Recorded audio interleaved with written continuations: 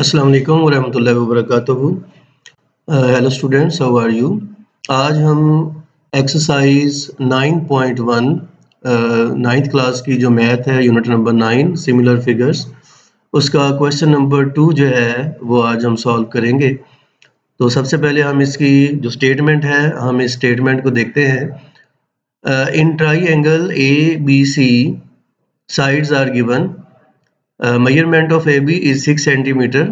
Here you can see AB is equal to 6 centimeter.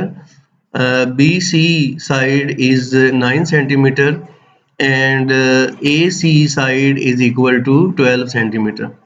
Similarly, in triangle DEF, the sides are as DE is equal to 10.5 centimeter.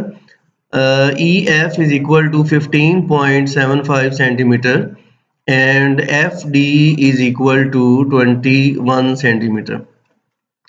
अब हमें करना क्या है? We have to prove that the triangles are similar, कि ये दोनों triangles जो हैं वो similar हैं। यहाँ पर हम देखते हैं कि इस triangle का जो ये वाला एंगल है हमारे पास ये 90 डिग्री है और यहाँ पर जो ये वाला एंगल है ये भी हमारे पास 90 डिग्री है।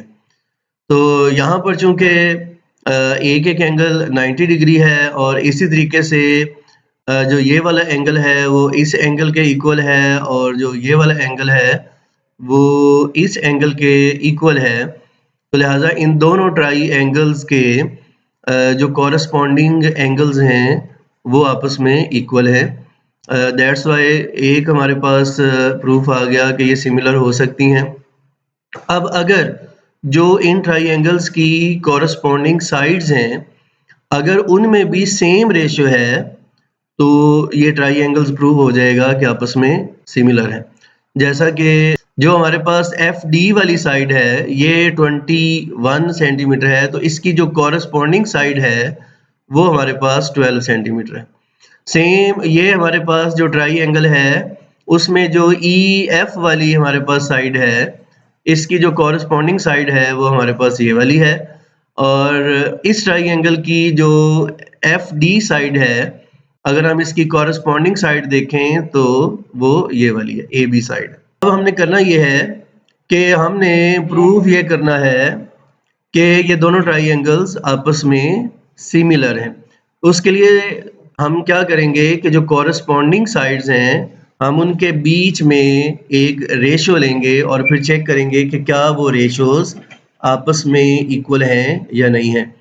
तो if the triangles are similar then the ratio of corresponding sides is equal और ये अभी हम रेशियो लेने लगे हैं। ये मैंने कलर्स जो है वो सेम रखे हैं। एक ट्राइएंगल को मैंने रेड कलर में ड्रॉ किया है तो उसके जितनी भी साइड्स हैं उसको मैंने रेड कलर से शो किया है और जो दूसरी ट्राइएंगल है उसको चूंकि ब्लू कलर से हमने शो किया है लिहाजा उसकी जो साइड्स के नेम हैं वो भी हमने ब्लू कलर में यहाँ पे शो किए हैं। अब चूंकि हमने जो कॉरस्पॉन्डिंग साइड्स हैं उनकी रेशियो लेनी है और सिमिलर होने के लिए ये ज़रूरी है कि वो रेशियो आपस में इक्वल हो। तो यहाँ पर जो AB है उसकी कॉरस्पॉन्डिंग साइड DE है, इन दोनों में हमने रेशियो ली है। जो BC वाली साइड है उसकी कॉरस्पॉन्डिंग साइड EF है, उन दोनों के बीच में हमने रेशियो ली है। और जो CA वाली साइड है उसकी जो मेजरमेंट है उसकी रेशियो हमने FD वाली साइड के साथ ली है और ये दोनों आपस में कॉरस्पॉन्डिंग साइड्स हैं। तो अब हम जो है वो इनमें क्या करते हैं वैल्यूज पुट करते हैं।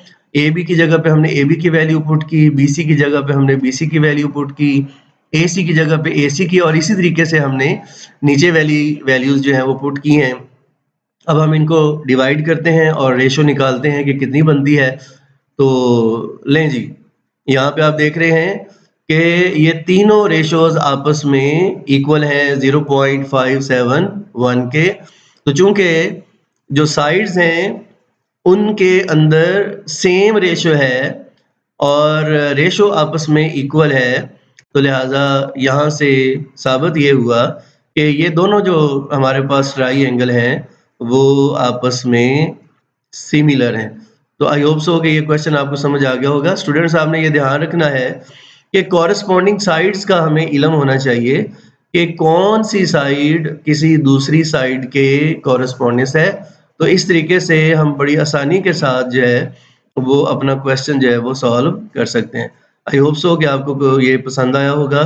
इंशाल्लाह मिलते हैं अपने नेक्स्ट लेक्चर में और अगले क्वेश्चन में। तब तक के लिए इजाज़त। अस्सलाम वालेकुम व रहमतुल्लाहि व बरकातुहू।